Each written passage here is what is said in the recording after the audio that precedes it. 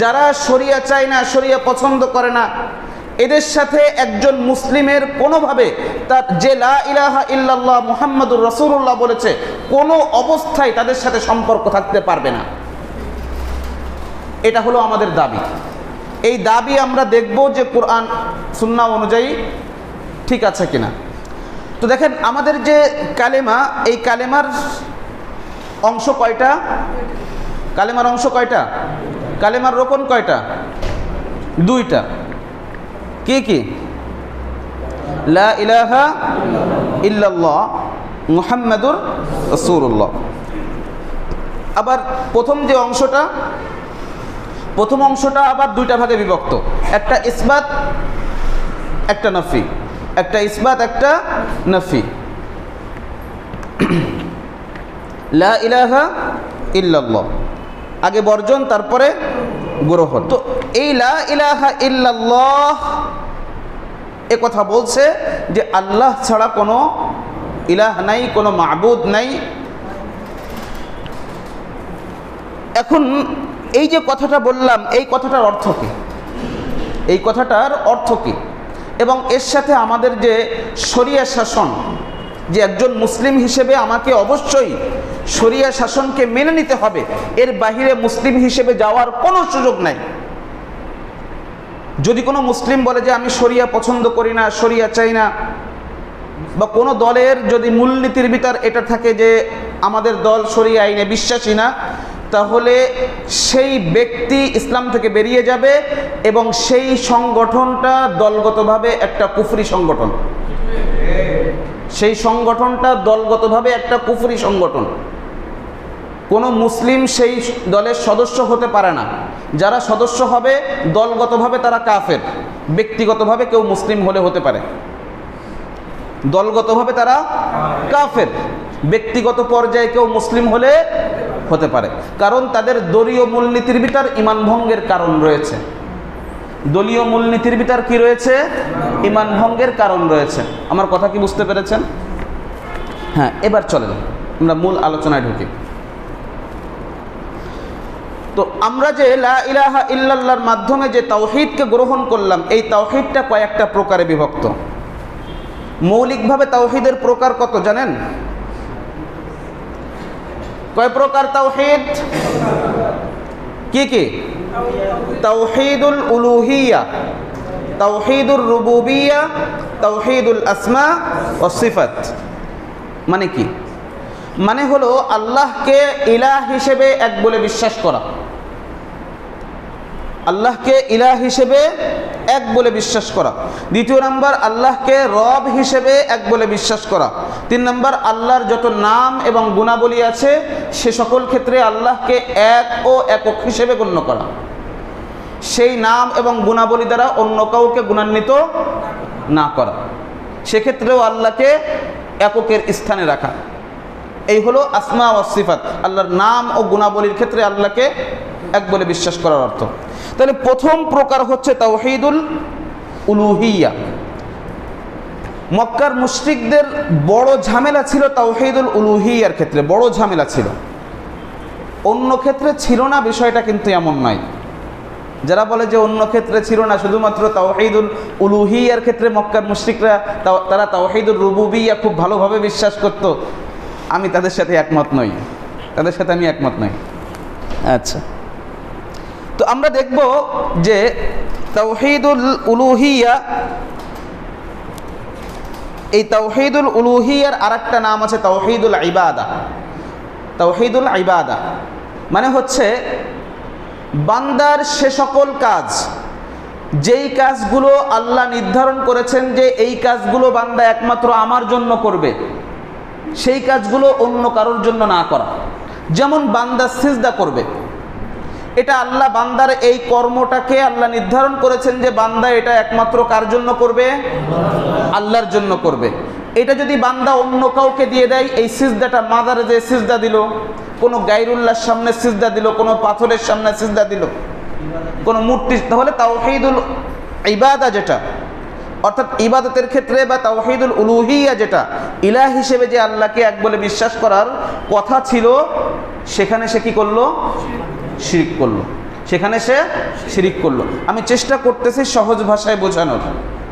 এখন কথা হলো যে এর সাথে ইসলামী শাসন মেনে নেওয়া বা ইসলামী শাসন প্রতিষ্ঠার জন্য চেষ্টা করতে হবে, এর সাথে এই কথার সম্পর্ক কি? চলুন একটু ঘুরে আসি। সূরা ইউসুফের আয়াত নাম্বার 40। আল্লাহ তাআলা এখানে বলছেন যে ইউসুফ আলাইহিস সালাম জেলখানাতে বসে, কোথায়? জেলখানাতে বসে তিনি তার ওই যে জেলখানার দুইজন সাথীকে উপদেশ দিচ্ছিলেন, দ্বীনের দাওয়াত দিচ্ছিলেন। অনেকেই বলে থাকে ইউসুফ আলাইহিস সালাম তো একজন কাফের বাদশার অধীনে কি করেছেন? তিনি মন্ত্রী হয়েছিলেন। কুফরি শাসনের অধীনে তিনি কি করেছিলেন? মন্ত্রী হয়েছিলেন। তাদেরকে শুধু একটা কথা স্মরণ করাই দেই, যারা আজকের সমাজের কুফরি শাসনের অধীনে যে সিস্টেমের ভিতর ঢুকে সিস্টেম পরিবর্তনের কথা বলতে যে ইউসুফ আলাইহিস সালামকে দিয়ে দলিল দেন, তাদের কাছে আমার একটা প্রশ্ন হচ্ছে, যেই মানুষটা জেলখানার ভিতরে বসে তাওহীদের দাওয়াত দিচ্ছেন এবং সেই দাওয়াতটা কত ক্লিয়ার করে দিচ্ছেন আগে বুঝে নেন। তিনি বলছেন যে হে আমার জেলখানার সাথীদ্বয়, মা তা'বুদুনা মিন দুনিহি ইল্লা আসমাআন সাম্মাইতুমুহা আনতুম ওয়া আবাউকুম মা আনজালাল্লাহু বিহা মিন সুলতান। হে আমার জেলখানার সাথীদ্বয়, তোমরা আল্লাহর পরিবর্তে মা তা'বুদুনা মিন দুনিহি ইল্লা আসমা, তোমরা কিছু নামের পূজা করছো, তোমরা কিছু নামের ইবাদত করতেছো, নামের দাসত্ব করতেছো, যেই নামগুলো সাম্মাইতুমুহা আনতুম ওয়া আবাউকুম, তোমরা এবং তোমাদের বাপদাদারা যে নামকরণগুলো করেছেন, এর সপক্ষে আল্লাহ কোনো দলিল পেশ করেন নাই, দলিল দেন নাই।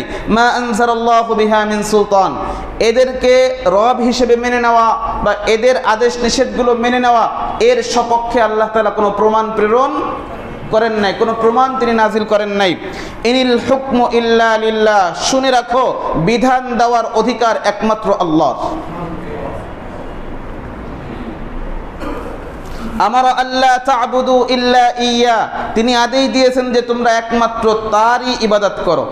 তাহলে দেখেন বিধান দেওয়ার অধিকার একমাত্র কার? আল্লাহর।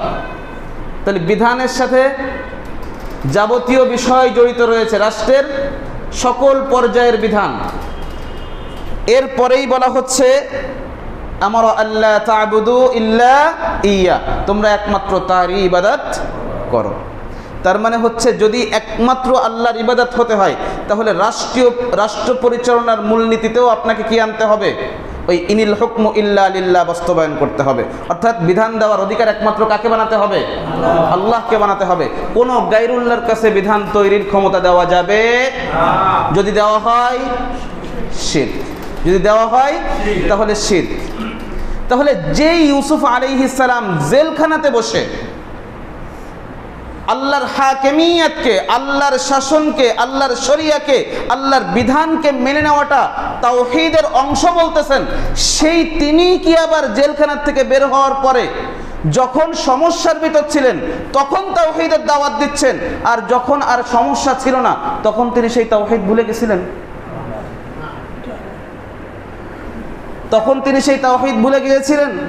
সুতরাং নবীদের ব্যাপারে কথা বলার ক্ষেত্রে একটু সাবধান হওয়া উচিত যে একজন নবী তিনি কি করেছেন? একজন কাফের সে রাষ্ট্র পরিচালনা করতেছে কি হিসেবে? কুফরি আইন দিয়ে, আর উনি সেটাকে মেনে নিচ্ছেন। উনি সেটাকে কি করতেছেন? মেনে নিচ্ছেন। অথচ জেলখানায় তিনি বলছেন কি বিধান দেওয়ার অধিকার একমাত্র কার? এটা শয়তানও তো বিশ্বাস করবে না, এটা শয়তানও বিশ্বাস করবে না যে যেই মানুষটা জেলখানায় বসে দাওয়াত দিচ্ছেন আল্লাহর তাওহীদকে পূর্ণাঙ্গভাবে গ্রহণ করার, রাষ্ট্রের প্রতিটা মূলনীতির ক্ষেত্রে আল্লাহর তাওহীদকে গ্রহণ করার, সেই মানুষটা জেলখানার থেকে বের হলেন যখন আর তার উপর কোনো চাপ নাই।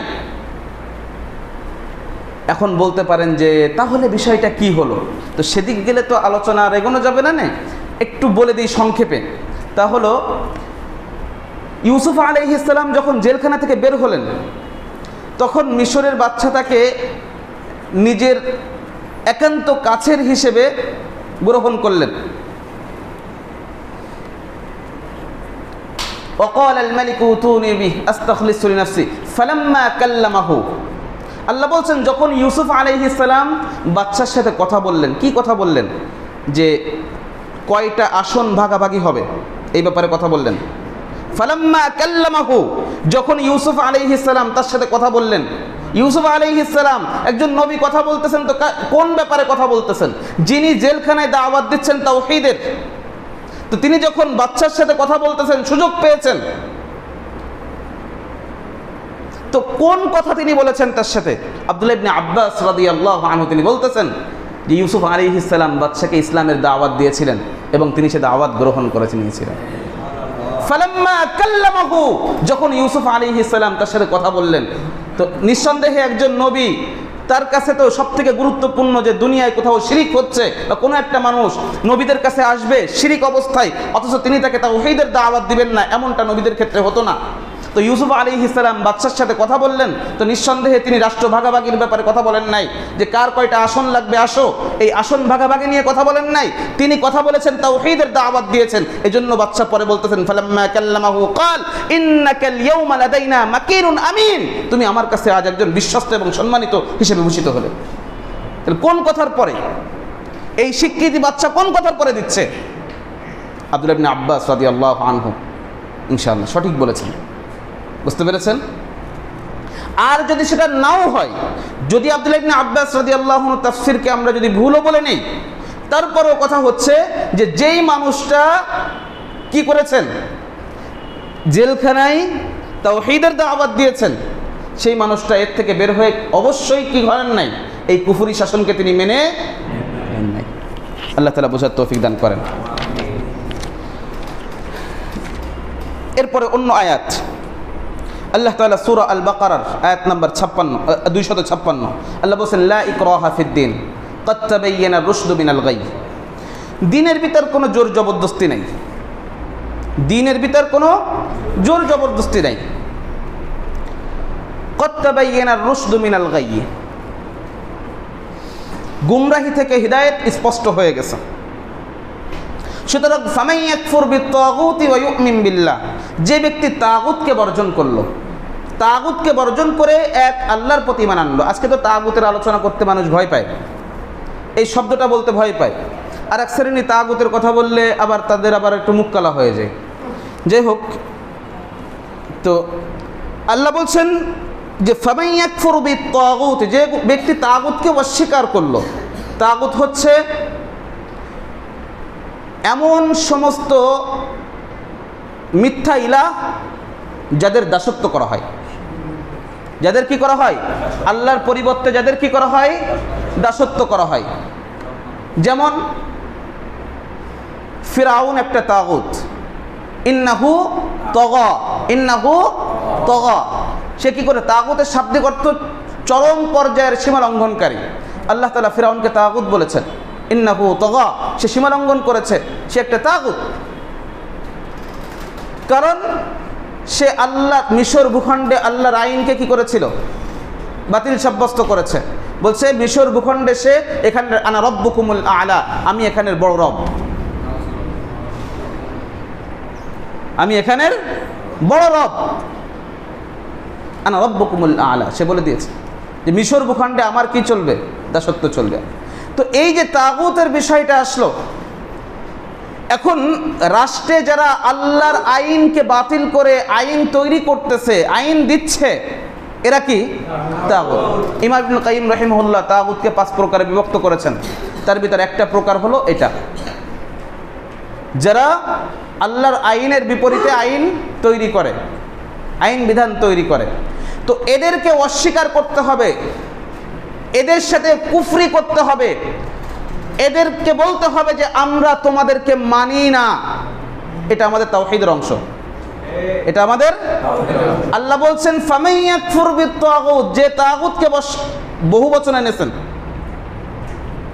না, ফামান ইয়াকফুর বিত্তাগুত, যে ব্যক্তি সব তাগুত, আর কি এক কথায় সব তাগুতকে, এটা তাগুত বহু বচন না, কিন্তু এই আলিফ লাম এটা সব তাগুতকে এটা অন্তর্ভুক্ত করে নিচ্ছে।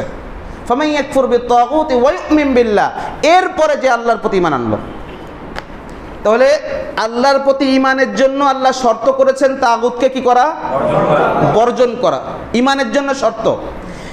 তাফসীরে ইবনে কাসিরের ভিতর আল্লামা ইমাদউদ্দিন ইসমাঈল ইবনে কাসির রাহিমাহুল্লাহ বলতেছেন, হাযা মা'না কওলি লা ইলাহা ইল্লাল্লাহ, ইদ ফামান ইয়াকফুর বিত-তাগুত ওয়া ইউমিন বিল্লাহ, তাগুত বর্জন করে আল্লাহর প্রতি ঈমান আনা, এটাই হচ্ছে লা ইলাহা ইল্লাল্লাহর অর্থ। কারণ লা ইলাহা ইল্লাল্লাহ প্রথম বর্জন করতে হচ্ছে, এরপরে গ্রহণ করতে হচ্ছে। এখানেও আগে তাগুত বর্জন, তারপরে ঈমান আনো। আগে বর্জন করো বাতিল মাবুদকে, বাতিল যত ইলাহ আছে সমস্ত ইলাহকে আগে বর্জন করো, এরপরে তুমি এক আল্লাহকে তোমার হৃদয়ে বসাও। যেমনটা আমরা বলে থাকি যে আগে আপনাকে কি করতে হবে?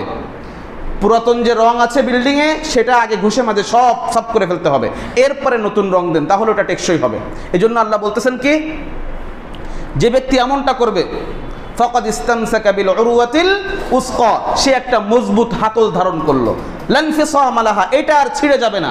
কিন্তু আপনি তাগুত বর্জন না করে দিনটাকে দুইটা ভাগে ভাগ করে, তাহলে মসজিদে যে আল্লাহর আইন মানবো, মসজিদে যতক্ষণ পর্যন্ত থাকবো ততক্ষণ পর্যন্ত না, সব না, ইমাম সাহেবের সব কথা মানা যাবে না।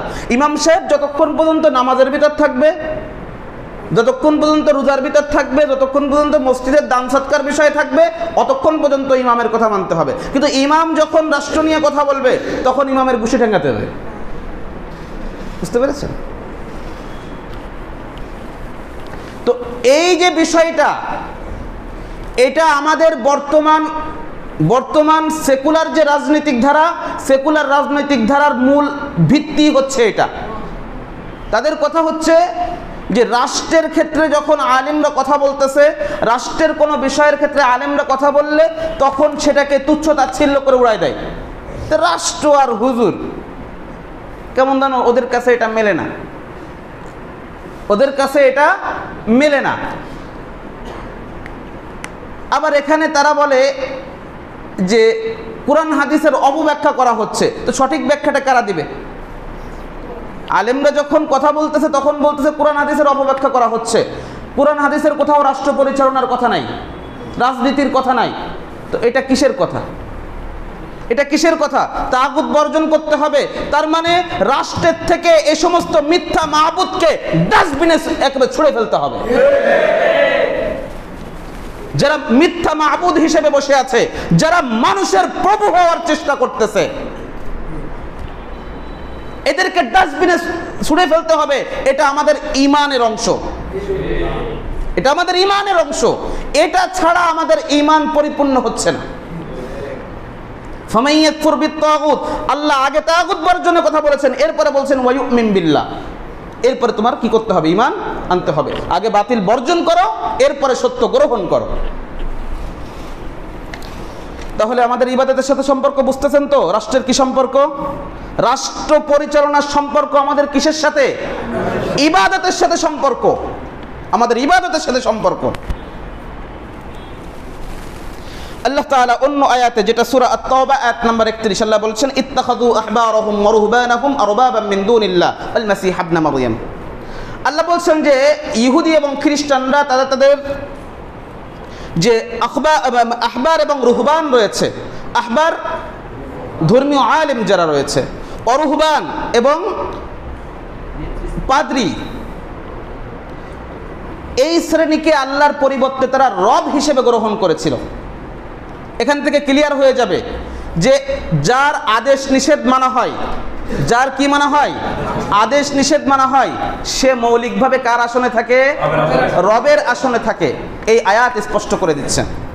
তো আদি ইবনে হাতেম রাদিয়াল্লাহু আনহু, আপনারা নাম শুনেছেন হাতেম তাই, বিশিষ্ট দানবীর হাতেম তাইর নাম শুনেছেন না? সেই হাতেম তাইয়ের ছেলে আদি রাদিয়াল্লাহু আনহু, তিনি তখন রাদিয়াল্লাহু আনহু হন নাই, তখনও ইসলাম গ্রহণ করেন নাই। ইসলাম গ্রহণ করার জন্য আল্লাহ রসুলের কাছে এসেছেন। আসার পরে আল্লাহ রসুল সাল্লাল্লাহু আলাইহি ওয়াসাল্লাম, এটা তিরমিজির হাদিস, আল্লাহ রসুল সাল্লাল্লাহু আলাইহি ওয়াসাল্লাম দেখলেন যে তার গলায় ওয়াকানা ফি উনুকিহি সলিব, ওই অবস্থায় তার গলায় ছিল ক্রুশ, তার গলায় ক্রুশ ঝুলছিল। আল্লাহ রসুল এটা দেখার পরে বললেন, এই আয়াতটা পড়লেন, ইত্তাখাযু আহবারাহুম ওয়া রুহবানাহুম আরবাবাম মিন দুনিল্লাহ, যে ইহুদি এবং খ্রিস্টানরা তারা তাদের আলেমদেরকে এবং তাদের সংসারত্যাগীগণ যারা আছে এদেরকে আল্লাহর পরিবর্তে রব বানিয়েছেন। যেহেতু আদি রাদিয়াল্লাহু আনহু একজন খ্রিস্টান ছিলেন এবং পণ্ডিত ছিলেন, ওনার এটা লেগে গেছে, ইয়া রাসূলুল্লাহ, আমরা তো আমাদের আলেমদের পূজা করতাম না, বা আমাদের ধর্মীয় যে সমস্ত পাদ্রীরা ছিল, পীর পৌরোহিত যারা ছিল, কই আমরা তো এদের পূজা করতাম না, আমরা এদের ইবাদত করতাম না। আল্লাহ বলছে আমরা তাদেরকে রব বানিয়েছি, কই আমরা তো এদের ইবাদত করতাম না। আল্লাহ রাসূল সাল্লাল্লাহু আলাইহি ওয়াসাল্লাম তখন বললেন, কেন? আল্লাহ যেটা হালাল করেছে ওরা সেটাকে হারাম করতো না?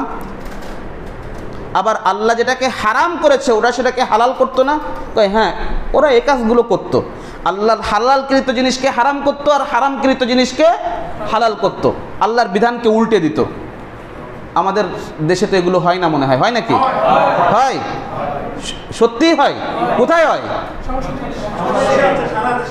সংসদে হয়। সংসদে এগুলো হয় না? তা আপনারা তো কুরআন অবমাননার দাবি নিয়ে যান, কুরআন অবমাননার বিচারের দাবি নিয়ে সংসদে যান, সংসদের কাছে কুরআন অবমাননার বিরুদ্ধে বিচার দাবি করেন। তো এদেশে তো সবচেয়ে কুরআন অবমাননা হয় সংসদে। এদেশের সংসদগুলোতে সবচেয়ে বেশি কুরআন অবমাননা হয়, কারণ সেখানে আইন করে কোরআনের বিধানকে বাতিল সাব্যস্ত করা হয়। হা জয়যুক্ত হওয়ার মাধ্যমে এদেশে মদের লাইসেন্স দেওয়া হয়েছে, অথচ এটাকে আল্লাহ তাআলা কি করেছেন? এখন বলেন তো, হারামকে হালাল করা, হালালকে হারাম করা, এই কাজগুলো যারা করত, আল্লাহ তাআলা কুরআনে সূরা আত-তাওবার 31 নম্বর আয়াতে কি বলছেন? তাদেরকে রব বলেছেন। কি বলেছেন? রব বলেছেন। এখন বলেন তো, আমরা যে আমাদের এই বিধানগুলো বা রাষ্ট্রের এই সিদ্ধান্তগুলো ক্ষেত্রে যাদেরকে সেখানে বসাচ্ছি, ওরা এক একজন কোন আসনে আছে? কোন আসনে আছে? ওরা মানতে চাবে না অত সহজে, কারণ মাথা মোটা তো। চলেন ওদেরকে মানানোর ব্যবস্থা করি। যখন নির্বাচন হয়, নির্বাচন হওয়ার পরে কি হয়? একটা পার্লামেন্ট কি হয়? কাদের দিয়ে হয়? এমপিদের দিয়ে। এমপি কাকে বলে? মেম্বার অফ পার্লামেন্ট, পার্লামেন্টের সদস্য। এই পার্লামেন্ট শব্দের অর্থটা কি? এই পার্লামেন্ট কাকে বলে? সংক্ষেপে বলা হয় আইনসভা। বাদ দেন, ওটা নিবে না ওরা। কারণ কি? এটা আমিও নিব না। কারণ হচ্ছে যে এই পার্লামেন্ট শব্দটা আমরা তৈরি করি নাই। এই শব্দটা যারা তৈরি করেছে, শরিয়াতে ফতোয়া দেওয়ার ক্ষেত্রে একটা মূলনীতি হলো, অনইসলামিক কোনো শব্দের উপর আপনি ফতোয়া দিতে গেলে দেখতে হবে যে এই শব্দটা কারা তৈরি করেছে, ওরা কোন অর্থে এটাকে ব্যবহার করে। আপনাকে সেই অর্থ ধরে তারপরে কি করতে হবে? ফতোয়া দিতে হবে। আপনি নিজের মতো করে একটা ফতোয়া দিতে পারবেন না। মনে করেন কথার কথা গণতন্ত্র, ডেমোক্রেসি, এখন এটা বৈধ অবৈধ এই ফতোয়াটা আপনি কি করে দিবেন? এখন আপনি বললেন যে গণতন্ত্র মানে হচ্ছে একটা নির্বাচন। গণতন্ত্র মানে কি? একটা নির্বাচন।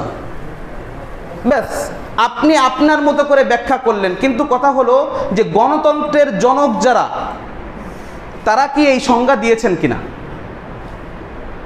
গণতন্ত্রের পরিচয় দিতে যে শাব্দিক পরিচয় বাদ দিয়ে, এটা তো সবারই মোটামুটি জানা আছে। গণ মানে জনগণ, আর তন্ত্র মানে কি?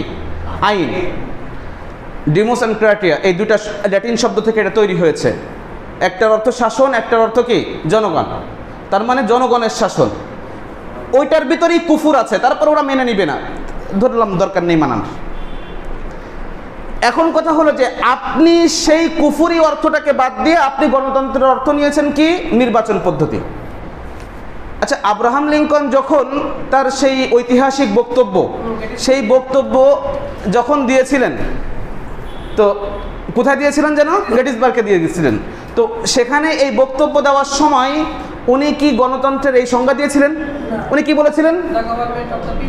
The government of the people, for the people, by the people. এটা হলো গণতন্ত্রের সংজ্ঞা। আপনি এই অর্থ ধরে আপনাকে কি করতে হবে? কারণ এটা তারা তৈরি করেছে, আপনি তৈরি করেন নাই। আপনাকে এই অর্থ ধরে, সেটা কুফুর হয় অথবা ইসলামী হয়, যা হয় সেটা বলতে হবে। কিন্তু নিজের মতো করে একটা অর্থ দাঁড় করায় এরপরে আপনি সংজ্ঞায়িত করবেন, এটা শরীয়ত খাবে না। ফতোয়া দেওয়ার মূলনীতি এটা না। ঠিক তেমনিভাবে এই পার্লামেন্ট শব্দটা আমাদের তৈরি না, এটা ওদের তৈরি। এখন এই পার্লামেন্টে আমাদের আছে মাজলিসে শুরা, আমাদের আছে ভিন্ন, এর সাথে ওর কোনো সম্পর্ক নেই। তো এই পার্লামেন্ট শব্দের অর্থ করতে যে অক্সফোর্ড ডিকশনারিতে বলা হয়েছে the group of people who are elected to make and change the laws of the country. একদল লোক যারা নির্বাচিত হয় টু মেক তৈরি করতে, অ্যান্ড চেঞ্জ পরিবর্তন করতে, the laws of a country একটা দেশের আইন কানুন। একদল লোক যারা নির্বাচিত হয়ে থাকে একটা দেশের আইন কানুন তৈরি করতে এবং পরিবর্তন করতে। আচ্ছা, এবার আপনার তাওহীদের জ্ঞান অনুযায়ী বলেন, আইন দেওয়া, আইন তৈরি করা, আইন পরিবর্তন করা কার কাজ? কার কাজ? এই ক্ষমতা যদি আপনি কোনো মানুষের উপর অর্পণ করেন তাহলে আপনি তাকে কার আসনে বসালেন? তাওহীদ ক্লিয়ার নাকি ভেজাল আছে? বুঝতে পেরেছেন? সূরা আত-তাওবা আয়াত নাম্বার কত? 31। দেখে নেবেন, যে কোনো তাফসীরের কিতাব দেখে নেবেন। আমি ব্যাখ্যা বিশ্লেষণে যাচ্ছি না, সেজন্য বলেছি ব্যাখ্যা বিশ্লেষণ যেমন শুধু কুরআনের আয়াতের অনুবাদ করলেই হয়ে যাবে এটা। তো এত সময় আমরা এই বিষয়টা দেখালাম যে আমাদের যে ইবাদত, আল্লাহকে ইলাহ হিসেবে এক বলে বিশ্বাস করা, এই ইলাহ হিসেবে এক বলে বিশ্বাসটা তখন পরিপূর্ণ হবে যখন আমরা রাষ্ট্র শাসনের ক্ষেত্রে মূলনীতি হিসেবে একমাত্র কোরআনকে গ্রহণ করব, অর্থাৎ আল্লাহর দেওয়া বিধান শরিয়াকে গ্রহণ করব। এছাড়া আল্লাহকে ইলাহ হিসেবে এক বলে বিশ্বাস করা, এই যে বিশ্বাস, এই বিশ্বাস পরিপূর্ণতা লাভ করবে না, সম্ভব না, কারণ এটা সরাসরি। তাহলে দেখেন, যারা বলবে যে রাষ্ট্র শাসনের সাথে বা রাষ্ট্রের সাথে ইসলামের সম্পর্ক নাই, ওরা কি বোঝে না? ওরা তাওহীদ, ওরা ঈমানই বোঝে না। ইসলাম তো অনেক ব্যাপক বিষয়, ওরা মৌলিক ঈমানটাই বোঝে নাই। কারণ ঈমানের সাথে সম্পর্ক কি? রাষ্ট্র পরিচালনার সম্পর্ক ঈমানের সাথে। যে মুসলিমরা যেই রাষ্ট্রে বসবাস করবে একমাত্র তাদের সেই রাষ্ট্রে বসবাস করতে পারবে তারা, অথবা সেরকম রাষ্ট্র প্রতিষ্ঠার জন্য চেষ্টা করবে যেখানে আইন একমাত্র আল্লাহর চলবে, কোনো গায়রুল্লাহর না। ঠিক আছে? প্রথম কথা, তাদের সেই রাষ্ট্রে থাকতে হবে যেখানে কোরআন সুন্নাহ অনুযায়ী আইন চলতেছে। দ্বিতীয় নম্বর কথা হচ্ছে, ভিন্ন রাষ্ট্রে থাকতে হলে তাকে এই চেষ্টা করতেই হবে, অব্যাহত থাকতে হবে যে আমি এই রাষ্ট্রকে কি করব? এখানে আল্লাহর শরিয়া কায়েম করব ইনশাআল্লাহ। বুঝতে পেরেছেন? এক নম্বর। লা ইলাহা ইল্লাল্লাহর আরেকটা কথা হচ্ছে যে আমি লা ইলাহা ইল্লাল্লাহর এই ঘোষণার মাধ্যমে আল্লাহকে এবার রব হিসেবে এক বলে বিশ্বাস করে নিলাম। আগে মেনে নিয়েছি কি হিসাবে? ইলাহ হিসাবে। এবার আমি রব হিসেবে আল্লাহকে এক বলে বিশ্বাস করলাম। এ কথার অর্থ কি? এ কথার অর্থ হচ্ছে যে আল্লাহ যে সমস্ত কাজ নিজের জন্য নির্ধারণ করে রাখছেন যে এই কাজগুলো একমাত্র আমি করব, অন্য কেউ করবে না। আগে ছিল বান্দার কাজ, যা বান্দা একমাত্র আল্লাহর জন্য করবে। এবার হচ্ছে আল্লাহর কাজ, আল্লাহর সে সকল কাজ যা একমাত্র আল্লাহ বলেছেন এটা একমাত্র আমি করি, অন্য কাউকে সেই কাজের ক্ষমতা দেওয়া হয় নাই। এ কথার অর্থ কি? এ কথার অর্থ হচ্ছে তাওহীদুর রুবুবিয়্যাহ। তাওহীদুর রুবুবিয়্যাহ অর্থাৎ আল্লাহকে রব হিসেবে এক বলে বিশ্বাস করতে হবে। যেমন আমাদের জীবন দেওয়া, এটা কার কাজ? মৃত্যু দেওয়া কার কাজ? এইখানে কি আল্লাহ অন্য কাউকে শরীক হিসেবে নিয়েছেন? যে আল্লাহ তাআলা অন্য আরো কোনো সত্তাকে নিয়েছেন যেই সত্তার কাজ হচ্ছে কি দেওয়া? জীবন দেওয়া এবং মৃত্যু দেওয়া। এমনটা করেছেন কি? না, আল্লাহ এমনটা করেন নাই। আমাদের খালিককে, আমাদের মালিককে, এই কুল কায়নাতের স্রষ্টাকে আল্লাহ। তো আল্লাহ তাআলা এই যে বলতেছেন যে গোটা বিশ্বের খালেক তিনি, এই গোটা কায়নাতের স্রষ্টা সৃষ্টিকর্তা তিনি, এই দাবির পরিপ্রেক্ষিতে আল্লাহ তাআলা বলছেন আলা লাহুল খালকু ওয়াল আমর। সূরা আরাফের আয়াত নাম্বার 54 আল্লাহ বলতেছেন আলা, সাবধান। এই আলা শব্দটা হচ্ছে ওই যে আগের কালে রাজা বাচ্চারা যখন কোনো ঘোষণা করতো না, ঘোষণাপত্র পাঠ করতো রাজা বাচ্চাদের পক্ষ থেকে, তখন এই হুঁশিয়ার হুঁশিয়ার এই যে কথাটা বলতো, আরবিতে আলাটা হচ্ছে ওরকম একটা কথা। আগে সবাইকে সতর্ক করা হচ্ছে, সবার কান খাড়া করা হচ্ছে যে এরপরে যে কথাটা বলা হবে খুব গুরুত্বপূর্ণ কথা, খুব গুরুত্বপূর্ণ কথা, খুব ভালো করে মনোযোগ দিয়ে শোনো। আলা লাহুল খালকু ওয়াল আমর, এই সৃষ্টি যার, বিধান চলবে একমাত্র তার। সুতরাং তুমি যদি তোমার নিজস্ব বানানো আইন চালাতে চাও, আল্লাহর দুনিয়া থেকে বেরিয়ে যাও, অন্য কোন দুনিয়াতে চলে যাও, এখানে তোমাদের জায়গা নেই। ইনশাআল্লাহ আমরা সেটা করবই। তোমাদেরকে হয় আল্লাহর বশ্যতা স্বীকার করতে বাধ্য করাবো, অন্যথায় এ দুনিয়া থেকে বের করে দেওয়া হবে তোমাদেরকে। এর কোনো সুযোগ নাই। মুসলিম হতে বাধ্য করা হচ্ছে না, মুসলিম হতে বাধ্য করা হচ্ছে না, কিন্তু ইসলাম, আল ইসলামু ইয়ালু ওয়া লা ইউলা আলাইহি, ইসলাম সর্বোচ্চ আসনে থাকার জন্য, ইসলাম পদদলিত হওয়ার জন্য নয়। সুতরাং ইসলাম তার শাসন সহ সর্বোচ্চ আসনে থাকবে এবং মুসলিমরা তাদের সেই অধিকারী এই জমিনে ইনশাআল্লাহ বুঝে নিবে, যদিও তোমার নাক ধুলায় দূষিত হোক না কেন, যদিও তোমার এটা খারাপ লাগুক না কেন, যদিও গোটা কাফের শক্তি এটা কি অপছন্দ করে, এটা করবেই মুসলিমরা। এখন কারণ এই সৃষ্টি কার? আল্লাহ। এই সৃষ্টি আল্লাহর। আল্লাহ বলতেছেন আলা লাহুল খালকু ওয়াল আমর, সাবধান করে দিয়ে বলতেছেন শুনে রাখো, সৃষ্টি যার, লাহুল খালক, সৃষ্টি তার, ওয়াল আমর, আদেশও তার। যার সৃষ্টি আদেশও তার চলবে। তাহলে সৃষ্টির কাজটা কার? রবের। কার? রবের। রবকে? আল্লাহ। তো সৃষ্টির হিসেবে আল্লাহকে, স্রষ্টা হিসেবে আল্লাহকে মেনে নিলাম, এ কথার অর্থ হচ্ছে বিধানদাতা হিসেবে আল্লাহকে মেনে নিতে হবে। এ কথা এই আয়াত স্পষ্ট করে দিচ্ছে আমাদের কাছে। এটা স্পষ্ট নাকি অস্পষ্ট? ব্যাখ্যার প্রয়োজন নাকি অনুবাদ পড়লেই হয়ে যাচ্ছে? আমরা বুঝি নাই কেন? কারণ আমরা অনুবাদও পড়ি না, আর পড়লেও মানি না। আবারও বলছি, যারা বলে যে রাষ্ট্র পরিচালনার সাথে বা রাষ্ট্রের সাথে ইসলামের সম্পর্ক নাই, ইসলাম রাষ্ট্র পরিচালনার মূলনীতি দেয় নাই, এরা কি বোঝে না? ইসলাম দিন নাকি ইমান? ওরা ইমানই বোঝে না, ওরা ইমানই বোঝে না। অন্যথায় আপনি যে লা ইলাহা ইল্লাল্লাহ বলছেন, এর ভিতরে এ কথা রয়েছে যে রাষ্ট্র পরিচালনায় আপনাকে ইসলামের বিধান মেনে নিতে হবে, এছাড়া আপনার দিন পরিপূর্ণ হবে না, আপনার ইমান পরিপূর্ণ হবে না। তাওহীদুর রুবুবিয়্যাহ। অন্য আয়াতে আল্লাহ বলছেন ওয়া রাব্বুকা ইয়াখলুকু মা ইয়াশাউ ওয়া ইখতার মা কানা লাহুমুল খিয়ারা, সূরা আল কাসাস আয়াত নাম্বার 68।